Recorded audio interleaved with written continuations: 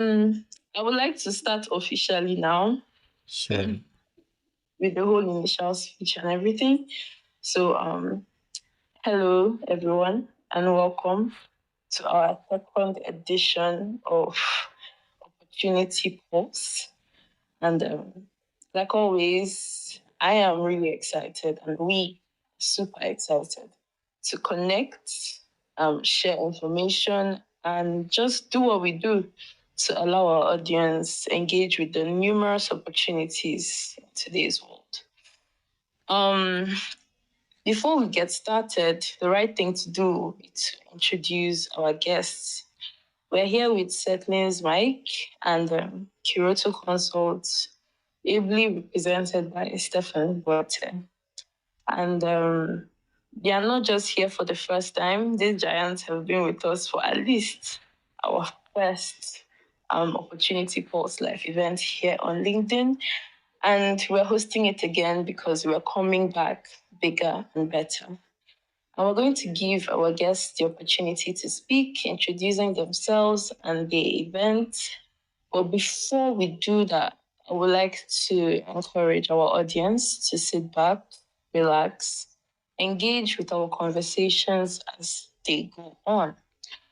And also, if you're listening to the sound of my voice, you can take a look at the comment section where the event is posted on Setlinn's official page. And check out the link posted there. The link tag Setlinn will direct you to the Setlinn's website, where you can connect with individuals in the diaspora. You can also share and receive life-changing information about work, school, and most of all, migration. All right, so today's event is not just sponsored by Setlinn, it's also sponsored by Curator Consults International. Kyoto Consults provides personalized mentorship to allow you get ahead in international education and career. So if you want to study or work abroad, Setlinn and Kyoto Consults are your plugs.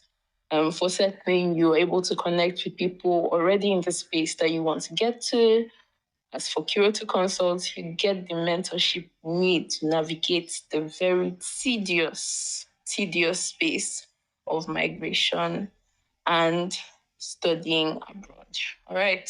I think I've done a pretty good job of introducing our sponsors and our speakers.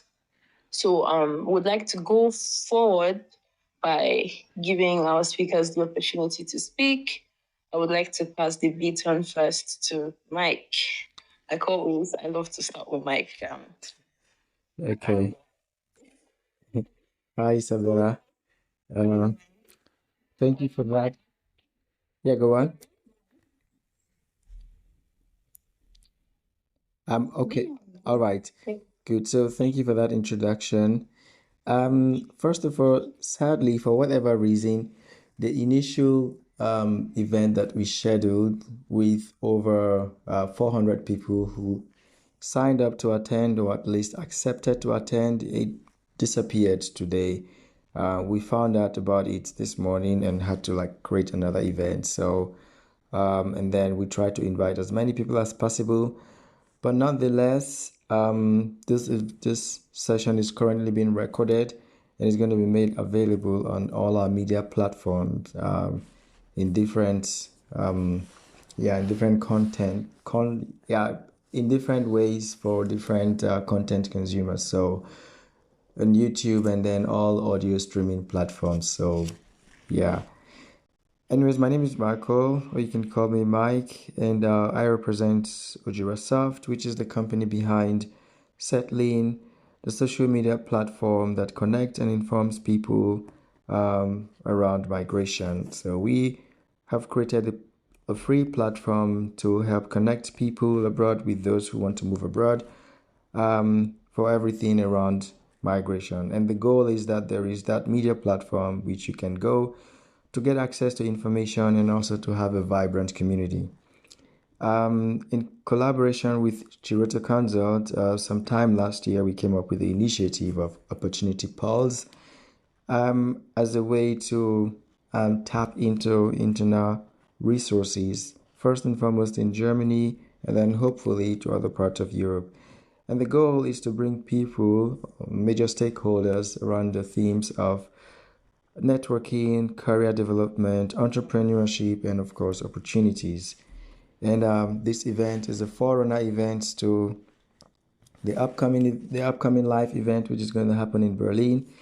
And as always, I am very excited to be here to dive deeper into the topic and into what is to be expected on that day. So if you're listening live or if you're listening to the recorded version, happy to have you here, and I hope you stay put. Thank you so much, Mike. That was extremely concise as always. I'm really glad you mentioned the event that is on site, which is what I would like our audience to bear in mind. Opportunity Pulse does not end here. This is not the main event. This is like a preview. We're looking forward to the main event that's going to be held in Berlin. So this is what we do to, give you a little taste of what is to come. So, Mike, again, you're on the hot seat. We have done this drill before. We've had an opportunity pulse event, and now we are on to the second edition. So tell us about the whole concept of opportunity pulse and what we are hoping to achieve with this second edition. Good. So I'll talk a bit about it, and then I'm going to let Steven, say more, because Steven is actually the brain behind it. I'm just more like the technical guy putting up all the infrastructure needed for it. So the initiative here is one, fundamentally, we've come together to provide our own solutions to solve the skilled labor shortages in Germany. First and foremost, Steven is laughing to solve the skilled labor shortages in Germany. And then, of course, Germany /Europe. What we've noticed is for so long and very commonly is that the German government, organizations, companies, they keep looking for resources outside of the country. They're going to other continents, Africa, Asia, and the rest of the world looking for workforces. But for whatever reason, they are actually overlooking the resources that exist within the country.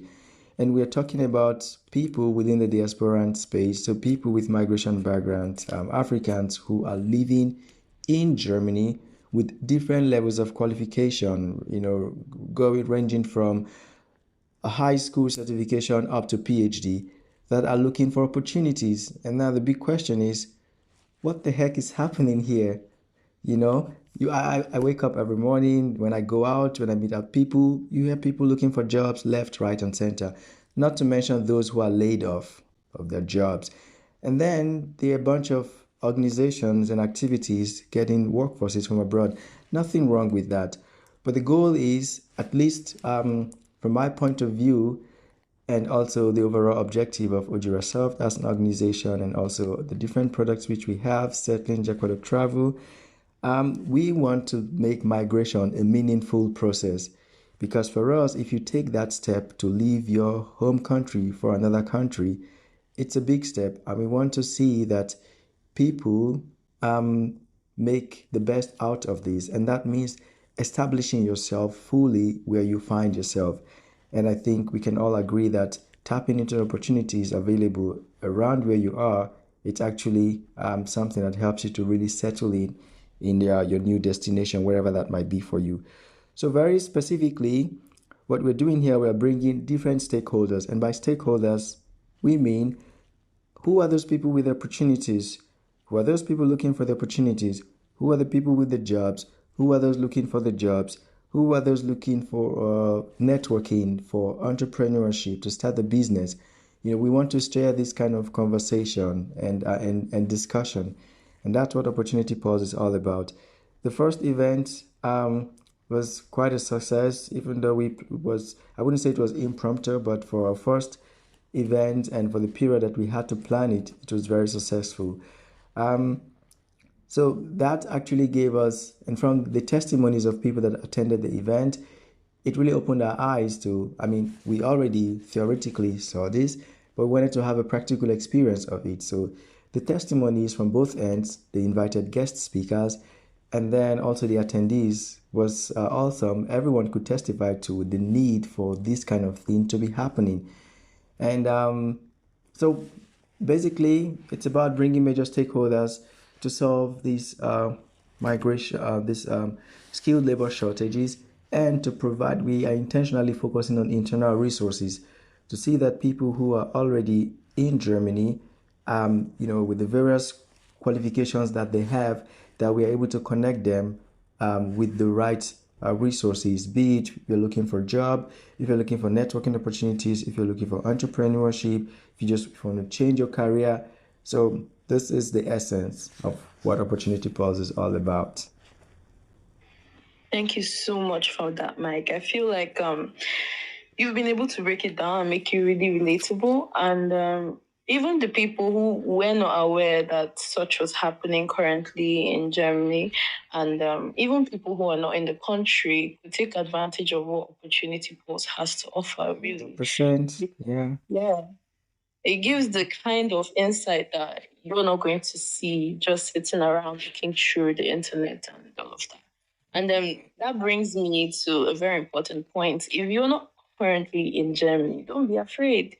We have made provisions for people who aren't in the country. So, on the site that is posted in the comment section that I mentioned before, we have a link to the event page where you're going to see how you could sign up so that you'd be giving a personalized link to join the event online. I mean, I don't think this is something that anyone should miss, really. So the opportunity is here. We really hope you take it. So, like Mike said before, we want to speak to the brains of the whole operation now. So, Stephanie, you have the floor. Tell us more about what Opportunity Pulse has to offer, and really talking about the last event, how it went, and how this new event is going to surpass what has already been achieved by the last one. Well, thank you so much, Isabel, for the opportunity once again. And thanks very much, Mike, for this introduction and setting stage for this Opportunity Pulse second edition. There is one fact I would like to demystify, Mike. Mike said I'm the brainchild behind this, but I think, we're both in this. Listeners, in case you don't know how this all started, like all great ideas, it has a spark and that moment where you sit down and you're planning something and then you realize there is a problem somewhere, So we're here seated thinking about creating content for certain study, for work abroad and so. And then we think about the whole context from a different angle. We know Germany has a serious problem. Germany is currently having a problem filling up certain skilled labor positions. Just to give context, currently there are about 45 plus million people currently fully engaged in employment in Germany. And currently there are over 700,000 jobs that are not filled. Recent statistics last year suggest that it will take about 147 days for employers to find the right match or the fitting for those jobs. Now, if you put it into perspective, if you are an employer, you're looking for someone, you can't find this person for 1 month, 2 months, 3 months, you're looking for that person. The cost is enormously high, but also we're talking about employers that have got tight delivery dates, people that need caretakers in hospitals, in homes, teachers that are not there. I don't know the right word, Fleischhauer, people that are working, let's say, in hospitals, but in supermarkets that have now to reduce working hours or other people to work extra hours because of that. So while we sat there, we thought about this whole problem. And currently, there is a lot of discussion about bringing in people from abroad to Germany. And Mike and I are practitioners in this industry. We know the challenges that people have to go through to come to Germany as professionals. Because of this experience, we said there is another way of looking at it. Whereas there is also the laws that have been put into place to bring in people, foreigners or skilled laborers.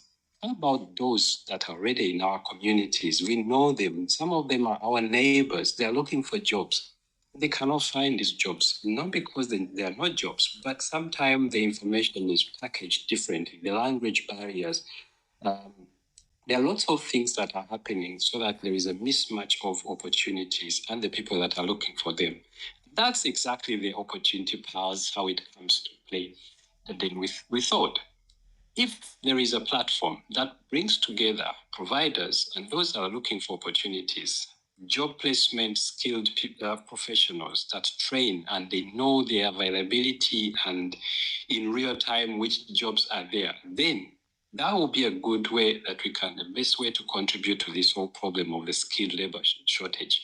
So that's exactly how this idea came. So the opportunity pass is a platform where we bring opportunities to people. Then the people will see these are the opportunities that exist and these are the requirements. This is the roadmap, how you can get to those opportunities.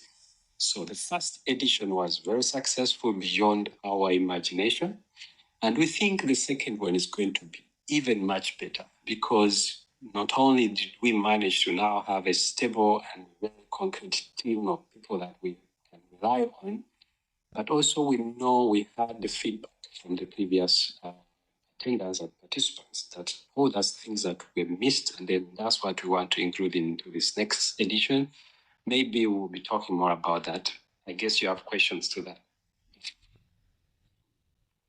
Absolutely. I mean, you've just told me that there's feedback. I would love to hear the feedback, and I'm sure our viewers and listeners would love to hear the feedback as well. I mean, what are people saying? What did they find intriguing? And what am I going to benefit from this event if I commit to attending? And I'm sure with time we're going to discuss all of that in its fullest. Sure. So, before we get to that, back to you again, Stefan, because as Mike said, I should bring the tech questions his way. Then for you, I should ask the conceptual questions. What are the political questions?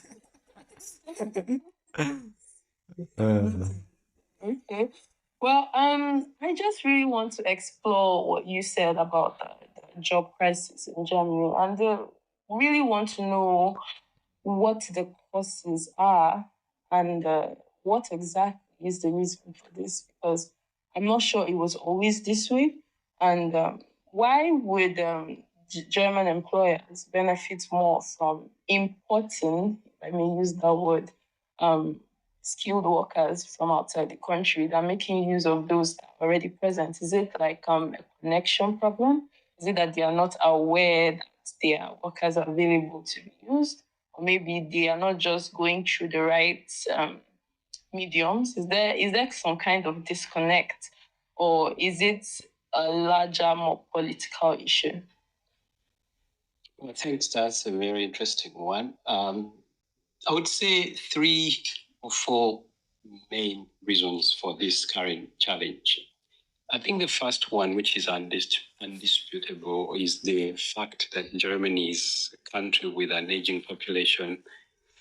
Currently, population are aged over 65. So that's a huge amount. We're looking at it from the context of work. It means most of these people are currently going to be out of work, or probably in 2 or 3 years they will be. Think about where these people have been engaged, which industries. So you find most of these people come from the service, from the engineering, from the field, like health. They come from construction. They come from teaching. So these industries are the most disrupted, most of all, because the number of people that are getting out of work are going to be more and more, and the number of people coming into work are not that comparable to the number getting up. The second problem could be the lack of qualification or the qualification gap. So traditionally, most of the industries have relied so much on apprenticeship. Most of the baby boomers, the generation 60s and above, were not much into the academics. They did not spend so much time studying in universities and so on. And we see there is a trend of young generation always seeking more and more qualifications, one academic qualification after the other. And this, in a way, creates a mismatch where you have the real companies or industries are looking for, and most of those people, the young ones, are going to university to postpone their employment or their current work to maybe 3 to 5 years, as opposed to the time where you could have companies or industries used to have people training while working. You know, this traditional on-job training, what we call the house builder. So the most industries that are facing this current challenge right now are those that were used to that model of the house builder, where people learned their way up into the career ladder of success working through the companies. So that is also a challenge. The other challenge, I guess, well, not guess, but which is actually factual, is the issue that Germany has enjoyed successive, the last 20 years, economic growth and development with stable job growth. But this job growth, of course, comes with a challenge. With more job growth, industries booming, with more selling products abroad, industries, of course, grow in them. And the product supply comes along with the requirement for more labor, for more production. But this production can only be matched either by automation, where you have certain routines automated, or you need real people to do these kind of things. So that's why you find lots of jobs either getting outsourced or those which can South Asian markets, and those that are interned by someone. And the problem is that someone has to be either currently there or they have to look for them someone else. And this is exactly the problem. And the other challenge which we are trying to sort out is the mismatch of opportunities, particularly looking at the diasporan community. So as a diaspora, you find that many of our community members who come from abroad, they come with expectations, they come with also challenges. Some of the challenges for integration is language. Language is a key factor. And if you cannot put people into jobs because of language, then the only thing that you need to do is either to adjust on the expectations or the requirements of the job, or you have to skill those people with new language skills, the language that they need to have. So this is exactly the situation. And I think to answer your question precisely, yeah, this is where we are. These are some of the main causes for the current shortage of labor in Germany. Thank you so much for that. I really appreciate how you broke everything down to clarify the very complex reason for this current situation. I want to take things back to Mike so he doesn't feel like we're leaving him behind. It's okay. So, Mike, I'm really interested in how far opportunity pulse is going to go. And I know you to be a sort of visionary. You always have long-term goals, long-term dreams, and this is what I want you to share with us. So, how far are we planning to push this initiative? I know Opportunity Pulse is growing. We started with the first. I had no idea there was going to be a second, but here we are, and hopefully we are going to continue in even a faster pace. So what do you think the future is going to hold for Opportunity Pulse? Are we going to be seeing more skill development, connecting, networking, events like these? Are we even going to be seeing maybe a brand branching up from this? What do you think the future holds, really? Yeah, that's a very good question, and it's interesting because one of our listeners here, Jennifer, today we had a call, and part of the call was talking about creating the team, because as it stands right now, it's just Steven and I who formed the initiative and are working on it. And for us to get there where we want to be, we need a team, and we are actually recruiting for that team. And Jennifer and I, we had the first discussion today to talk about that. Jennifer, feel free to join the conversation if you would like to. You just need to look for the option to request to speak. And 100%, we will be very happy to hear your opinions, your views as well. Coming back to your question, Isabella. So, um, for starters, the overall goal, first and foremost, for us is we want to make, valuable contribution to the community. So, I personally consider this first and foremost as a social responsibility, because I believe that over the years, with my experience and my engagement, I come across information from every corners, and I don't want to sit on all of these things. I want to find the best way to channel this information, these resources, this networking that I have access to. But even taking that a step forward, Ojurasoft has the platform Setlinn, which connects and informs people about everything around migration. Setlinn itself as an entity is not um, you cannot contact Setlinn, but we are the faces behind Setlinn. You, myself, we are the faces behind Setlinn. So this is one of the call it social responsibilities that Setlinn has, not just to have the platform and connect people, but that in the community we are actually doing something live, that people get to see the faces behind Setlinn. That you come, you use the platform online, but physically you see what Setlinn is actually doing to solve the migration related problems. And not to forget the fact that Ojira as a company has the strategic goal of providing custom digital solutions within the migration space. And how can we do this if if we don't know the people first and foremost, if we don't understand what challenges are they facing? And Opportunity Pulse actually goes beyond connecting people to get jobs, connecting job givers to find the right skilled workers, to get the right qualification to fill in this missing gap. No, it goes beyond that, because they are also entrepreneurs within the diaspora space. They are business owners. They're people who also want to operate internationally.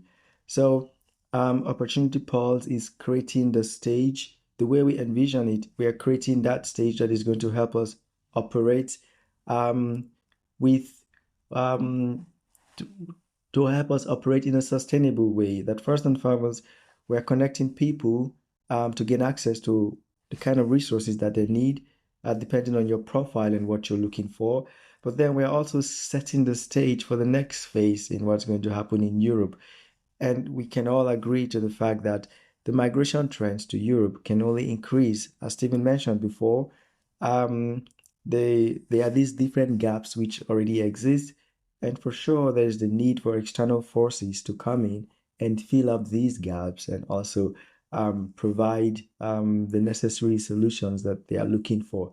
So, the overall objective is to set the stage, first and foremost, to provide immediate solutions to these problems, the ones that we see and the people that we're able to connect. But even more long term is to set the stage for the current trend and having a platform which is going to provide sustainable solutions, and of course helping our respective businesses to evolve and also thrive within the space. So it's a big vision which is of course today it's not 100% clear, but at least we have an idea what our intentions are, what we want to do. And as we build the team gradually and have more people, just beyond Steven and myself, things will get clearer, more structured, and then whatever it's going to evolve into, we will see. And this program that we're having today and that we will have also live, we know for sure it's going to be a recurring event. So what I can tell you, at least right now, is that the event which we had in February and which we're going to have in April is going to be a recurring event, first across Berlin and then subsequently across different parts of Germany. So that's for sure what we know we're starting with. And then other things are going to fall in place as we move. Thank you very much, Mike. Like always, I love to hear when you talk about the future. It motivates. We're looking forward to when opportunity pulse begins to spread its tentacles, and then it becomes an effective tool to exercise all we need to do in the community. So, to continue, I would really love to further ask you about the guests. If the audience would look through the page that was pasted on the comment section, you'd see that we're going to be having a lot of guests at the event. And I really want to know what was the reason for them to be chosen, and what they really have to offer the event, and what the person who is going to be attending should be looking forward to concerning these individuals. So can you shed a little bit of light there? Yeah, sure. So, some of the invited guest speakers are also those people from the last event. They just couldn't wait to see the next episode, which I think was a great feedback for us. And so we have the guest speakers coming from the tech space, hospitality, logistics. What's the other one again? Tech, hospitality, logistics, health, of course. At least these four domains mainly. And if these are also the areas that there is high demand for. There's health 100% at the top there. There is also the hospitality aspect, and then there's of course tech as well. Germany is, in as much as Germany is very advanced, but when it comes to digital technology, software development, they're pretty much backwards compared to many other advanced countries and even developing countries. So there's that huge demand within that space. And these speakers were also selected because, yes, there are eagerly looking for qualified skilled workers. So it actually goes beyond them coming to share valuable information. It also goes to forward to them actually looking forward to finding qualified candidates during the sessions. I mean, at least to connect with them, find out more about them, and hopefully recruit them into their companies. And this is, of course, the stage that we are setting, that we're able to connect job givers with job seekers, and not just connect them with any sort of candidate, but candidates that have been well informed, well oriented, and have the right qualification, and they also understand the expectations from the job giver. And the same goes back also to the job giver, that they also understand the type of candidates that are coming, uh, what's their imagination, what's their expectation. So we are creating that stage to have this kind of valuable discussion that everyone understands what to expect from the other person. And since these guest speakers very generous with the information and they're also eager to meet these candidates, it made a lot of sense to bring them onto the platform. In addition to these guest speakers, we also have those, I think Stephen is going to shed more light on that, but we also have those that are also coming to talk about lifelong learning process. Why? Because you never stop learning in life. And if there's something that you want to do when you live in a country which is not your home country, is to never stop learning. Why? Because opportunities are written first and foremost, not in the most familiar language to you and not in the most familiar system. So there is still that need for you to do the extra work to actively continue to learn. And not to mention the fact that if you want to make a difference, because in as much as it seems that there's this shortage of skilled workers, there's also some sort of competition as well. Because we can, I mean, um, like Stephen mentioned initially, it takes several weeks before a company finds the right candidate. It does not mean that people are not applying. No, they receive several applications, but they need to find the right candidate, which means, in as much as there's this shortage, there's still that competition. So it's quite a complex process, you know. So which means that you need to keep learning constantly to stand out from the masses, to stand out from every other person. So these are the things that we thought about and selected these speakers. One from those that are eagerly looking for candidates. They want to share this information. They want to meet the candidate. They want to understand how they think. And then also from the area of lifelong learning to keep educating yourself and standing out from the crowd. Thank you so much for that, Mike. My personal interest is always about connection and being in your community and meeting people who are passing through the same things that you are, or who has possibly found the way and are shedding the light for others. And that's basically what you and Stephen are doing with this very wonderful initiative. And the most important thing, though, would be the networking and connection in that event. And that is, in my opinion, what should drive anyone to attend. So, with that, I would really love to give Steven the space again to ask him a couple of questions about the Lifelong Learning Initiative and the responses that he wanted to tell us about earlier. So, Steven, you have the space. Thanks so much, Isabella. And just to recap on a couple of points, very important points Mike has just reiterated. I wanted to go back to the question that you posed to him about the future of AfroPulse, something bigger than what we are seeing right now. Yeah, we are very excited about the prospects for several reasons. One, he mentioned the idea of networking as amongst the diasporan community. You know, we are a very diverse community with a lot of experiences, with so much variety of skills and depth and breadth of skills that people bring, cultural background. So it's a power, it's a force to reckon with, right? And this alone to be brought together in this kind of platform for the employer here is something of value that we are seeing. So what we are also seeing in future is us to not only to position ourselves for the market and to bring people to the employers, but also to bring a contribution to the whole discussion about winning, attracting future skilled laborers from Africa, from the diaspora, from the African diaspora. And one of the things I would like to highlight is there was a report I read like last year around September from reporting from the Deutsche Welle, which was quoting the OECD report. Yeah, this is a report which is supported or sponsored by Bertelsmann Stiftung.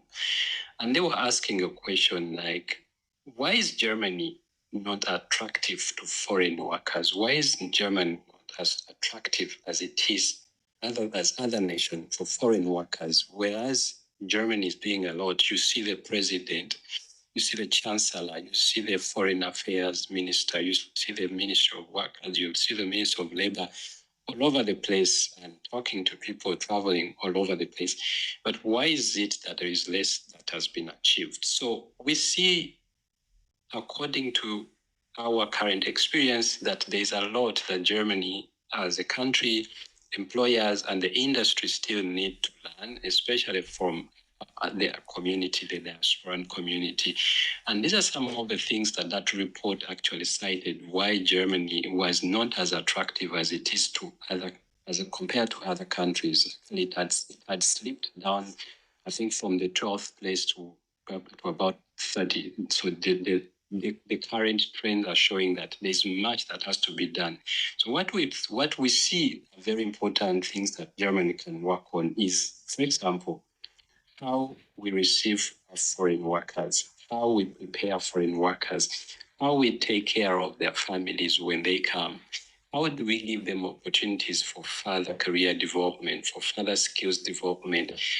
We look at the tax information. How much informed are these people? How informed are they about those benefits? And the report also looked at other things like the quality of opportunities. So you find that sometimes the quality of opportunities that are provided to the diasporans are not equal to the or similar to the qualifications that they bring. So there is always a mismatch of opportunities and qualifications. The prospects for family that they cannot see themselves with their family settling in down here, or the family environment and the skills environment does not fit into their long-term goals, and also providing the inclusive environment that gives them a feeling like, yeah, we can make this our home, our second home, to have a quality life. So these are some of the things employers also need to think about. So while we are looking at as opportunity powers, bringing people, employees to the employers, we are also building a platform where employers can come and learn and listen to the people that they are looking for.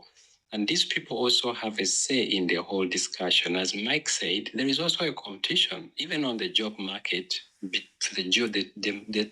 market drive for employees as competition. So employers here are competing with employers in the UK, in Switzerland, in the US, in Paris, in Spain, and everywhere. So we as diasporans here that are doing this, we also have to be more vocal, assertive, and express what we think need to be addressed in order to make it an inclusive and conducive environment to work.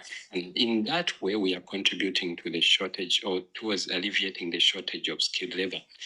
Now, back to the question that you asked about what was the feedback that we had at that time. There were lots of young people, which again fits into the whole discussion I've just shared. There are young people who came here, they're interested in skills to work. And because either the lack of language, the lack of understanding of the intricacies, the small nitty-gritties of the German labor market, they cannot find the employment opportunities, either the opportunities that match their skills or completely employment at all. These people were frustrated. So we had a lot of stories like that. But then we also had stories of people that are looking not even for work, opportunities for internships, first to bring their service to use, to show their skills, to show people that this is what I can bring. And you find that because of the labor policies here, the tax policies, you find these people cannot find those opportunities because if you employ them, there are certain things that you need to fulfill. So there was that kind of information. Then the other feedback, which was very positive, were people that have come here a long time ago, with all the difficulties, despite of all that, that have managed to learn the system. They learned, they managed, they mastered the language, they mastered how the whole process here works. And they have set up companies, they have set up their own praxis, they have set up schools, they have set up care homes. And these people shared from that experience, and they shared to the audience to learn from them. And the feedback out of this was that, yes, it is possible if you know how it works. So that was some of the most memorable moments where participants came, even those who came looking for jobs, went back thinking that, you know what, I feel like I can even start my own company. I feel like I can even become an entrepreneur, even maybe while working somewhere. I can start my own company side by side. That was a very interesting contribution. And then on the other side, you had people that appreciated the opportunities about careers. So which careers are here that are rewarding? So people were meant to understand not just to go into career, say for example, health, like you want to become a nurse, need to go into this because it's the easiest to go in, but because it's something rewarding, the contribution you make to the society, or because you feel like your calling is to take care of others. So there was a lot of career guidance. There was a lot of informed career choices, making development.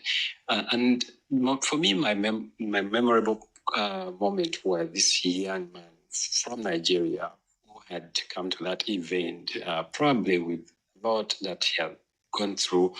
And I met him after this event, and he told me, like, I did not go out with a job or anything like that, but I feel like I am more informed and I feel more positive about the prospects. I'm going to work on A, B, C, D.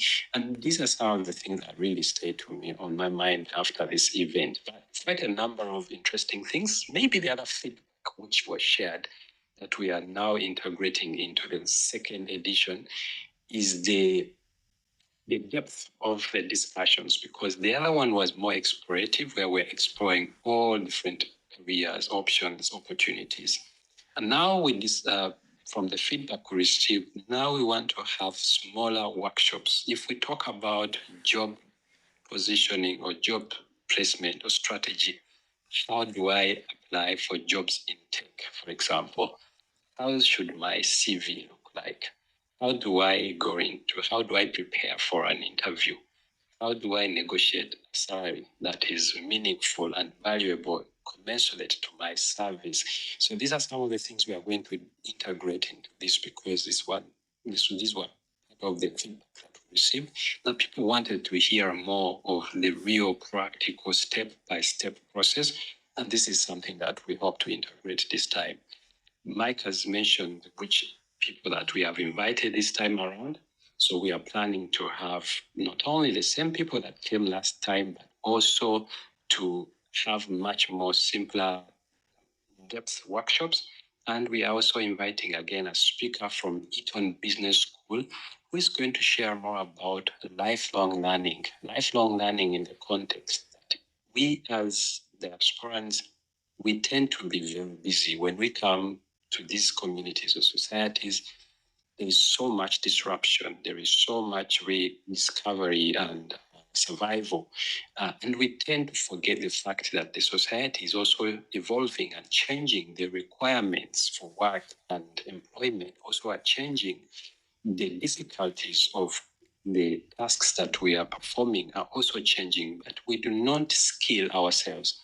We do not seek lifelong learning, which in the end, again, affects our employability, our market competitiveness. This is where lifelong learning comes in, to emphasize the aspect of keep using the resources that you have here. Keep learning and adding value. Keep sharpening the saw, because that's where your competitive edge is going to be when it comes to employment and future opportunities. So that's going to be, again, the headline of this discussion on the 14th of April. I hope that answers your question. More than enough. Thank you so much for that. The responses from the attendees from the last event were quite soul touching, honestly. And I'm sure that is enough motivation for our audience to pick up their phones and decide to either register on the link or attend the event live on site in Berlin, Germany on the 14th of April 2020. Correctly, yes. We encourage members who are interested in being there on site to register in as soon as possible, because the location is going to be exclusive and so we have very limited spots available. So we take only 30 people, and then if you can't be among those, then you have to join virtually. Okay, looks like it's a race for the clock. So if you're listening to us, please do not waste any moment of time. Make sure you access the website. If you're listening here on LinkedIn, even if you're not listening on LinkedIn, I'm pretty sure in the caption or the description of wherever you're listening, the link is going to be available. Click the link and you're going to see where to register. That is if you want to be on site. And I feel being on site is the best way to attend the event. That way you can easily network and meet with the right people to get your position fully secured in Germany. Okay, so I really think it's interesting what you did say about lifelong learning, because one thing about the world is that it's going to keep changing. It doesn't stay the same. And once you feel you know everything you need to know in a particular profession, like for me, I'm always interested in health because that's what I'm doing. And I think that is something that has always resonated with me, because no matter how much you think you know, something new is going to come out and you're going to be left in the past if you don't continue. So you have to continue. And this event is the best way to remind you of the things that you're faltering in. We have to stay marketable, we have to stay current, and we have to stay valuable. So With that, thank you so much, Stephen, for your input. I really appreciate it. So I'm going to come back to Mike. We've said a lot in today's space, and we've discussed about opportunity polls, what started it, what we're doing right now, and where we are going. I would really love to know if there is anything you would love to add, anything we've not mentioned yet, anything you'd love our audience to be aware of before the event next week. So I think for sure what I really would like people to know and keep in mind is understanding that there are a lot of opportunities for them in Germany, in Europe, and to understand, I think even more importantly, that we are taking the discussion now to another level. Right now, it's not the question of, okay, hey, someone is giving me something. I am always at the receiving end. No, it's we are coming together and collectively finding solutions to existing problems which affect us either directly or indirectly. So everyone that is within this space is a solution provider, so to speak. And this is the mindset that they should have. I go back a couple of years when I was searching for a job and when I first got my very first, say, professional job in Germany. That interview was very different. And, it just made me feel so good that I did not get the other jobs or that the other interviews did not go well. Because A, I didn't have to prepare very much for that interview. And then B, it was like I got a message from the CEO via LinkedIn on a Friday, or rather maybe on a Wednesday, saying, hey, when can you come for an interview? And I'm like, well, I can come right now if you want. And it was like, okay, come tomorrow. And I just went tomorrow. A couple of things that made that interview very natural was one, I already had experience in that area, but more importantly, it's something that I am genuinely interested in, and I could really see how I'm solving the problem that he was facing. So the discussion was more like, hey, Mike, this is a problem we have. We're looking for someone that can do X, Y, Z. And it was more of a conversation. I was doing most of the talking, and it was more like a consultation session. My point is, this is a type of confidence that we need to carry around, and this can only happen if you have the right information. If you don't have the right information, then you are always either skeptical about what to say, what you understand, what's going to happen, what's not going to happen. I mean, going back to all the people who attended the last event and those that we got a chance to interview, the overall feedback was being more informed and able to make decisions. Now I know if I have a job, can I have a side business? If I want to leave my job to start a business, what do I need to do? What do I need to know? If I am looking for, if I want to change my career. So you become informed, you become empowered, and really um, this is what I personally want people to know, that hey, come out of your holes, come out of your comfort zone, go out and just make the right connection, because that's the only way you step up. So come out with an open mind, with expectations. I see people living that day with either a job offers or at least just a few more meetings before getting the job offer. But overall, I see people coming out even being more empowered, and I think that's really a great feeling that we should have. And yeah, this is the last thing I'd like to say.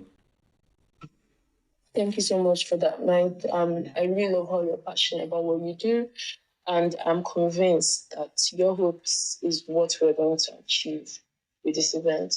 Okay, so before we round off, I would like to give the same opportunity to Steven to drop a couple of finishing statements. Anything you'd love to add, anything that you feel we've missed out on, is the opportunity to say. Yeah, certainly.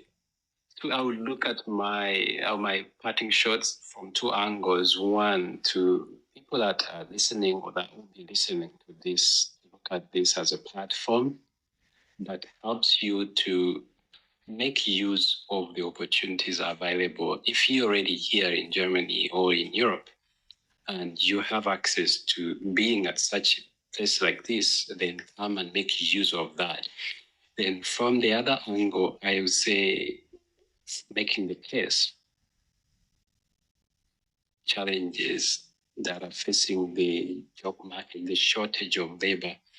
And so the opportunity pulse is that force that is going to help, sorting out some of the things, like the lack of opportunities, but lack of information opportunities. So we are making this a continuous event in a way to make it a usual thing for us to meet. As Mike said, it's an opportunity for us to empower ourselves, to network, to learn skills, to skill ourselves, to make ourselves competitive, but also to support each other. Interestingly, this time around, we're also going to have entrepreneurs or startups, people from our community that have created their own applications or startups, narrating and talking about their journeys. So it's a place where you come and you're going to be empowered, and also make sure that you go and try to practice some of the things that you have learned. So I can't only say enough of this, but I will only encourage you to come and join either in person or virtually.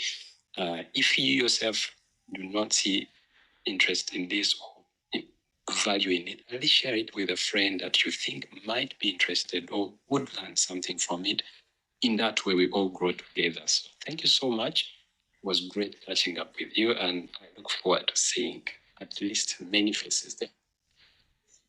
I look forward to hearing about it as well. Thank you so much, Mike. Thank you so much, Stephen. Thank you to our listeners and everyone who joined and stayed from the beginning of the event to the end. We really appreciate you. People say when you give a man a fish, you feed him for a day. When you teach him how to fish, you fed him for a lifetime. And that is what Opportunity Pulse is trying to do. So take the bull by the horn today and secure the future you deserve by making a decision to be a part of this. So we really look forward to the event. Just as a reminder, don't forget to secure your seat. And even if you're going to be watching virtually, you can still do that on the events page that is posted in the comment section or the caption, wherever platform you're watching from. So thank you again. Thank you for listening. We hope to see you there. Have a wonderful day.